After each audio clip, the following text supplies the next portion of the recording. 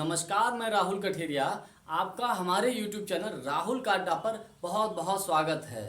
भारत जोड़ो यात्रा की वजह से भाजपा में खलबली। जी हाँ, आपने बिल्कुल सही सुना। ये बात मैं इसलिए कह रहा हूँ क्योंकि इस वक्त कन्याकुमारी से लेकर जम्मू कश्मीर तक ये भारत यात्रा जाएगी। इस यात्रा में कांग्रेस पार्टी के पूर्व राष्ट्रीय अध्यक्ष श्री राहुल गांधी जी और उनके साथ साथ कांग्रेस पार्टी के कार्यकर्ता और कई नेतागण इस यात्रा में शामिल हैं, उनके साथ चल रहे हैं। इन लोगों के अलावा पूरे देश से कई सिविल सोसाइटी के लोग और पूरे देश से कई सामाजिक संगठनों के लोग भी इस यात्रा में बराबर सहभागिता कर रहे हैं और इस यात्रा में बराबर साथ चल रहे हैं। एक नाम तो ऐसा है जिससे आप भली भांति परिचित होंगे, जिनका नाम है श्री योगेंद्र यादव जी। ये वही योगेंद्र यादव जी हैं जो आम आदमी पार्टी के संस्थापकों में से एक हैं और बाद में उससे अलग हो गए। इसके बारे में थोड़ा सा और डिटेल में जानकारी दूं। अगर आपने अभी तक हमारे YouTube चैनल राहुल काड्डा को सब्सक्राइब नहीं किया है तो इसको सब्सक्राइब कर लीजिए, घंटी के बटन को दबाइए और पर जरूर क्लिक कर दीजिए। इस वक्त अमित शाह जी और प्रधानमंत्री मोदी जी को रातों की नींद नहीं आ रही है। जी हाँ, आप बिल्कुल सही समझे। ये बात मैं इसलिए कह रहा हूँ क्योंकि आज के दौर में जिस प्रकार से भारत जोड़ो यात्रा को दक्षिण भारत के राज्यों में समर्थन मिल रहा है, उसकी वजह से पूरी भारतीय जनता पार्टी में खलबली मची हुई है। जिस प्रकार से वहाँ क्षेत्रीय स्तर पर बड़े बुजुर्ग, बच्चे, माताएं, बहनें जिस प्रकार से इस यात्रा का स्वागत कर रही हैं, जिस प्रकार से दिल खोल के इस यात्रा को समर्थन दे रही हैं, उसकी वजह से खलबली मची है भारतीय जनता पार्टी में। उसका कारण क्या है वो मैं आपको बताता हूँ। दक्षिण भारत के राज्यों में लोकसभा की 128 सीटें आती हैं। इन 128 सीटों में से अगर कांग्रेस पार्टी, मेरा मानना है अगर 70-80 के लगभग सीट भी जीत जाती है तो जितनी अधिक सीटें जीतेगी, समझ लीजिए भारतीय जनता पार्टी के लिए उतनी बड़ी ही खतरे की घंटी है। और मैं एक बात और बता दूं, चाहे जब जब लोकसभा का चुनाव हुआ हो, देश के किसी भी हिस्से में कांग्रेस हारी हो, लेकिन दक्षिण भारत के राज्यों में कांग्रेस के बुरे वक्त में हमेशा कांग्रेस की अधिक से अधिक सीटें जीत कर आई है, बम्पर जीत हुई है। जिसका सबसे बड़ा उदाहरण है, आप मान लीजिए तो 2019 का लोकसभा का चुनाव, क्योंकि जितनी कांग्रेस सीटें जीती थी उनमें से आधे से अधिक सीटें तो केवल दक्षिण भारत के राज्यों में जीती थी। तो इसलिए भाजपा को, मोदी जी को, अमित शाह जी को बहुत बड़ी टेंशन हो गई है भारत जोड़ो यात्रा की वजह से। और मैं बताऊं, दक्षिण भारत के राज्यों से निकलकर जब ये यात्रा महाराष्ट्र में पहुंचेगी तो महाराष्ट्र में क्या माहौल है आप सभी तो जानते ही हैं। महाराष्ट्र में जिस प्रकार से उद्धव ठाकरे जी की सरकार को गिराया गया एकनाथ शिंदे को हटाकर भाजपा के समर्थन से, तो वो कहीं ना कहीं एक भावनात्मक माहौल है उद्धव ठाकरे के प्रति।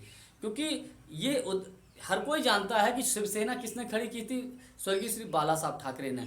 तो उनके जो उत्तराधिकारी के तौर पे जो हैं वो उद्धव ठाकरे जी ही हैं, लेकिन वहाँ पर जो राजनीतिक षड्यंत्र रचा गया है तो उनको सत्ता से हटा दिया गया है। तो कहीं ना कहीं लोकसभा के चुनाव में एक बात तो तय है, उद्धव ठाकरे अब पूर्ण रूप से कांग्रेस और शरद पवार जी के साथ आ चुके हैं। भाजपा को वो बिल्कुल भी समर्थन देने वाले नहीं हैं।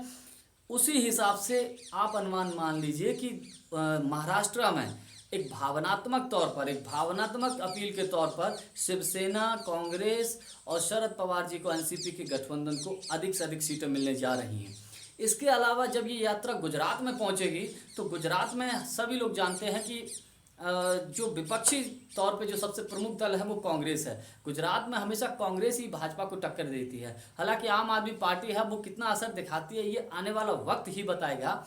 लेकिन अगर ये यात्रा गुजरात तो जाएगी, अगर गुजरात पहुंचने के बाद इसी वर्ष इसमें चुनाव है विधानसभा के, और विधानसभा के चुनाव अगर कांग्रेस जीत जाती है और भाजपा हार जाती है तो यकीन मानिए 110% लोकसभा के 2024 के चुनाव में भाजपा की गई भैंस पानी में। क्योंकि उसके बाद फिर ये यात्रा हरियाणा, राजस्थान, धीरे धीरे जम्मू कश्मीर होते हुए निकलेगी। तो कहने का मतलब ये है, इस यात्रा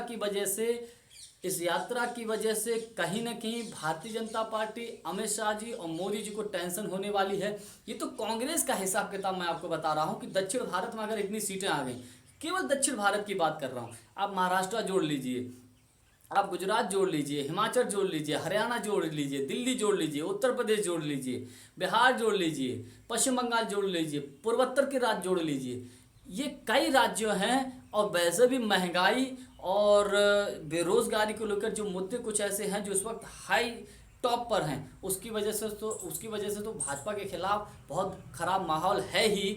और एक दिलचस्प बात ये मैं आपको बताता हूँ, अंदर खाने भले ही कुछ क्षेत्रीय दल कांग्रेस के समर्थन में ना हो, बाहर सॉरी अंदर खाने नहीं, बाहर से अगर समर्थन खुल के ना भी करें, लेकिन अंदर खाने सारे के सारे क्षेत्रीय दल अब यही चाहते हैं कि केंद्र में कांग्रेस की ही सरकार बने। क्योंकि जो आज के समय माहौल है, कम से कम कांग्रेस की सरकार में किसी को बेवजह सताया नहीं जाता था, डराया नहीं जाता था, धमकाया नहीं जाता था। ईडी, सीबीआई या इनकम टैक्स का इस्तेमाल अपने राजनीतिक महत्वाकांक्षाओं को पूरा करने के लिए नहीं किया जाता था। ये कांग्रेस के समय नहीं था, इस बात को क्षेत्रीय दल बखूबी समझते हैं। तो क्षेत्रीय दल भी चाहते हैं कि केंद्र में कांग्रेस की सरकार आ जाए। हालांकि थर्ड फ्रंट की तैयारी है, क्या होता है, नीतीश कुमार जी बिहार में लगे हैं, वो क्या होता है वो वक्त बताएगा। वीडियो यदि आपको अच्छा लगा हो तो लाइक, शेयर और चैनल को सब्सक्राइब जरूर कर दीजिएगा। बहुत बहुत धन्यवाद, नमस्कार।